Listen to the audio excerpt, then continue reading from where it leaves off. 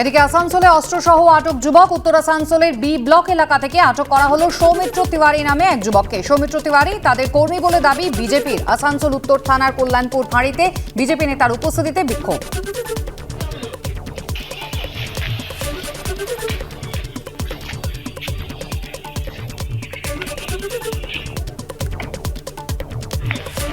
অন্যদিকে সাগর মেলার প্রথম দিনই বিপত্তি। ঘন কুয়াশার জেরে ব্যাহত হলো ভেসেল পরিষেবা। প্রায় 1.5 থেকে 2 ঘন্টা পুরোপুরি বন্ধ থাকলো পারাপার। ঘন কুয়াশার কারণে দৃশ্যমানতা কমে যায়। কাকদ্বীপের লট 8 থেকে কচুবেড়িয়া পর্যন্ত মুড়িগঙ্গা নদীতে ভেসেল পরিষেবা বন্ধ করে দেয় প্রশাসন।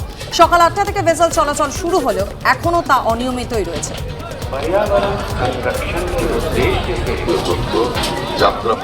সন্দেশখালী এবং বনগাঁয় ইডির ওপর হামলার ঘটনা প্রসঙ্গে এবার নতুন জল্পনা উস্কে দিলেন রাজ্যের মন্ত্রী শোভনদেব চট্টোপাধ্যায়। ইডি গেলেই জনবিস্ফোরণ হবে, কেন্দ্রীয় এজেন্সির অভিযান নিয়ে এবার বিস্ফোরক মন্তব্য করলেন শোভনদেব চট্টোপাধ্যায়। ইডি সিবিআই থাকলে তাদেরও আছে দলের ছাত্র যুব সংগঠন, বোঝালেন শোভনদেব। ক্যাগ রিপোর্টে বলছে বিজেপির আমলে লক্ষ লক্ষ টাকার দুর্নীতি হয়েছে, সেখানে শেখ শাহজাহান তো কিছুই নয়, মন্তব্য করেছেন তিনি।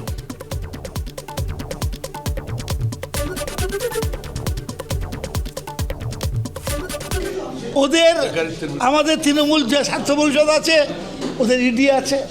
আমাদের তৃণমূল যুব কংগ্রেস আছে, ওদের সিবিআই আছে। আমাদের তৃণমূল ট্রেড ইউনিয়ন আছে, ওদের ইনকাম ট্যাক্স আছে। আমাদের এই লড়াইটা লড়াই হবে, এই লড়াই হবে আমাদের। ওদের গণসংগঠন নেই, ওদের কেবলমাত্র অত্যাচার করার জন্য গণতন্ত্রকে হত্যা করার সংগঠন আছে। সেই গণতান্ত্রিক সংগঠন দিয়ে আগামী দিন বিজেপিকে মোকাবেলা করব। ক্যাগ বলছে, ক্যাগ আমি না, ক্যাগ বলছে 5.7 লক্ষ কোটি টাকার দুর্নীতি হয়েছে বিজেপি সরকারের আমলে, কেন্দ্রীয় সরকারের আমলে। তার কাছে কে শাহজাহান কে? আরে ভাই, তো জনবিস্ফোরণ হবে এরপরেতে। এখন তো সব একটা জায়গায় হয়েছে, এরপরে সারা বাংলা জুড়ে জনবিস্ফোরণ হবে। এবং ভারতবর্ষে যেখানে যেখানে বিজেপি সরকার নেই সেখানে ইডি যাচ্ছে, আর সব যুধিষ্ঠিরের ছেলে পুলে। আসামে হেমন্ত বিশ্ব শর্মা যুধিষ্ঠিরের ছেলে। যেখানে যেখানে বিজেপি সরকার আছে সেখানে ইডি সিবিআই দুর্নীতি দেখতে পাচ্ছে না। এই জনবিস্ফোরণ ভারতবর্ষে হবে। ইডি গেলে হবে বললে যে যাবে হবে, ইডি গেলে আবার কি, যে যাবে হবে জনবিস্ফোরণ।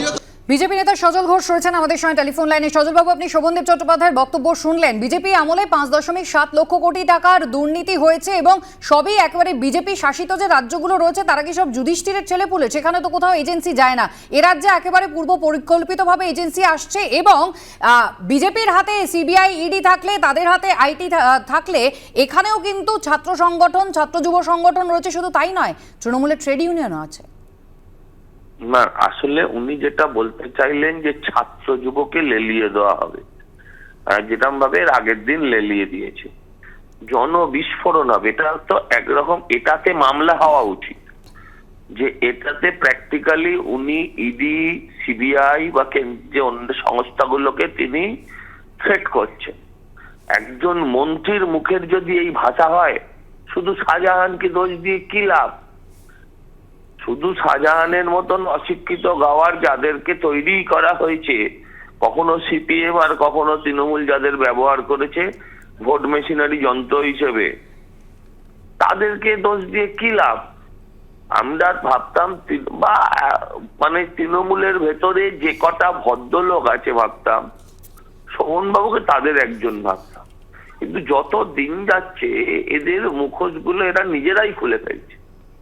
এখন এটা এটা ডিপ্রেশন থেকে, হতাশা থেকে, এটা বেঁচে থাকতে গেলে, এই দলে থাকতে গেলে এই কথা বলতে হবে, না বয়সকালে যেটা ভাইপো বলছে যে বয়স বাড়লে ভীমরতি বাড়ে, সেইটা, এটা এখন বলা মুশকিল। কিন্তু আমি বলছি এই কথাগুলো মারাত্মক, এই কথাগুলো প্ররোচনা, এই কথাগুলোর জন্য আরো বড় ঘটনা ঘটতে পারে। তাই এই কথাগুলোর জন্যই এদেরকে গ্রেফতার করা উচিত। বলছে টিএমসিপি আছে, ছাত্র সংগঠন তো তুলেই দিয়েছে। কলেজের নির্বাচন, যদিও এটা অন্য বিষয়, কলেজের ছাত্র সংগঠন নির্বাচনে তো উঠে গেছে। কলকারখানা উনি নিজে আইএনটিইউসি করতেন, ওনাকে আইএনটিইউসি মামলা করবে না, নিশ্চয়ই করা উচিত, নিশ্চয়ই করা উচিত। অনেক ধন্যবাদ আমাদের সঙ্গে কথা বলার জন্য।